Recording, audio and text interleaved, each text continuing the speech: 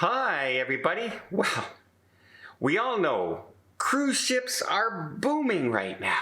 Booming. Like if you're I'm looking at sailings in 2 months, 3 months, 4 months from now, and they're sold out. I can't book a single cabin. Or if I look, there's like one cabin left. It's crazy how booming they are. You know what's scarier? If it wasn't for some people, misconceptions, and reading things wrong, they would be even busier.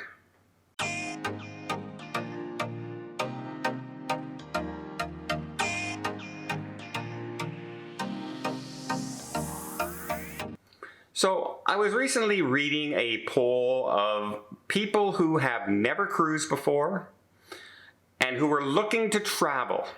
That's what this poll was all about. And they would put like a list of 15 different things that, list in priority what type of vacation you would like to have. And over 50% would respond that they were interested in maybe taking a cruise. And so they dived deeper into this situation and looked at it a little more detailed with more questions on the cruise. And one of the big surprising things that they came to is that many people were fooled when they got to the website's pricing. And what I mean by this, if you're going to book a hotel at Disney, say, well, you're booking the hotel. And so what do you got to pay for after that? Well, you got to pay for the park tickets if you want to go to the park. You got to pay for your food every single night if you want to go and, have anything to eat. If there's something like the Cirque du Soleil show over, at Disney Springs, you got to pay for that if you want to do that, or, it's all the extra costs. Well, people will say, well, I'm reading over here that the hotel in Mexico is all inclusive, meaning my food and my drinks and my room are all included. So I don't have to pay anything extra for that. I would just have to pay for extras like an excursion or a specialty dining that's there or something like that. So they're reading into the two different vacations. This one is a base price, but it's going to cost me a lot more money afterwards. This one's a base price, but a lot of things are included. So if I factor that in, this one looks much cheaper. Well, now they looked at cruises. And many cruise lines word their add-on things different. Here's an example of Celebrity Cruise Line. And Celebrity Cruise Line, now I've gone through a booking here. This is for an April Mediterranean cruise later this year. And here is, I'm booking a balcony cabin. And if you see on the left-hand side, it says cruise only. And then on the right-hand side, it says all included. Now, if you read under the cruise only, it says enjoy dining, entertainment, daily activities, and more. Tailor your add-ons later. However, people are reading into that it's only the cabin. It's only the cruise. They're thinking, oh, we can enjoy dining, we can enjoy the entertainment and activities, but that's going to be extra. Over 40% of that 50% group that were interested in cruising were thinking this way. Remember, these people have never cruised before, so they're not experienced at cruising. But they're reading into that because they read beside it, all included. And when you see the words all included, you think, okay, my food's included, and underneath it, oh, my drinks are included, the Wi-Fi's included. Great, everything's included. It's not all included, you still gotta pay the gratuities.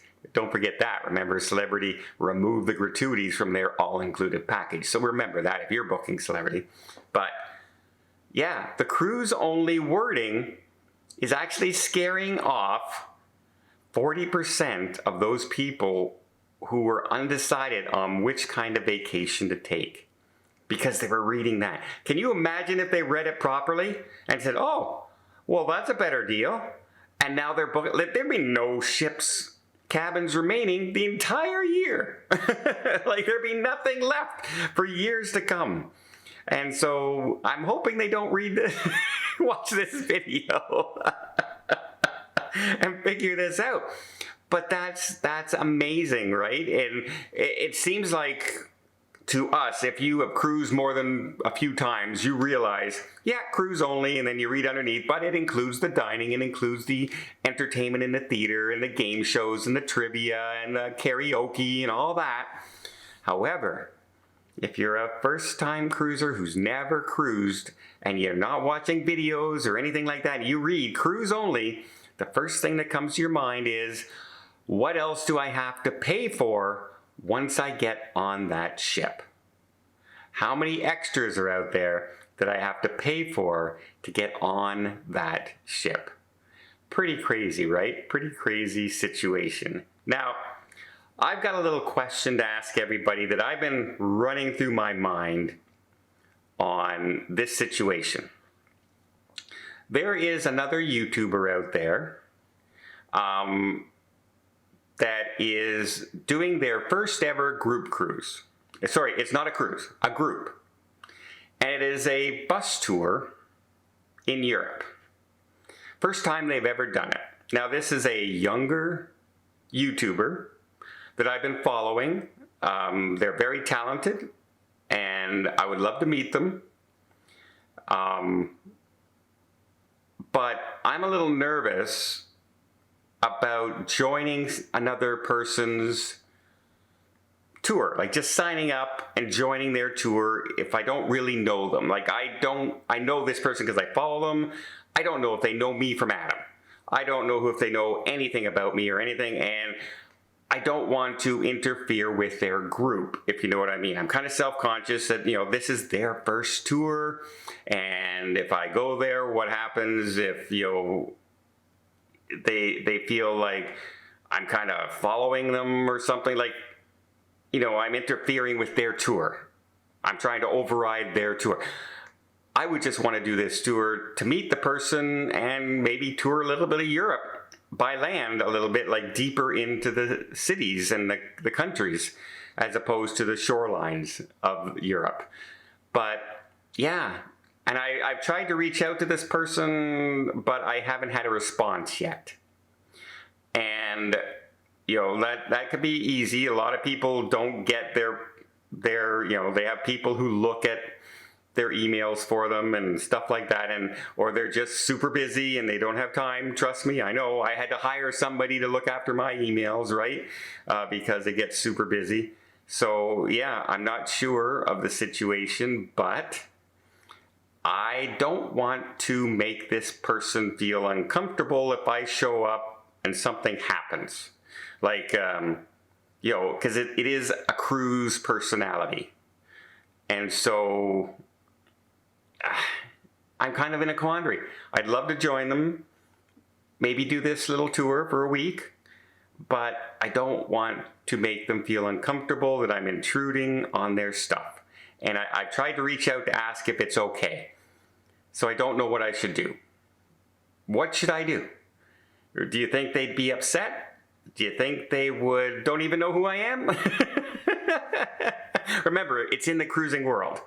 So that's why I'm saying this. And yeah, let me know in the comments down below. What do you guys think? Do you think I should go anyway? And maybe do things on my own a little bit when I'm there? Like I have my hotel booked and everything. I can just do whatever I want. I don't have to go with the tour. Or do you think they'd be fine with me going? I don't know. And I don't want to mention the person's name because I don't want anyone to be emailing them and you got to take, oh, it'll be great. Make sure he comes. And because, I want them to have the decision and not be pressured into it. So, yeah, I don't know. I'd like to do it, but I don't want to be that guy who just interferes in somebody else's tour.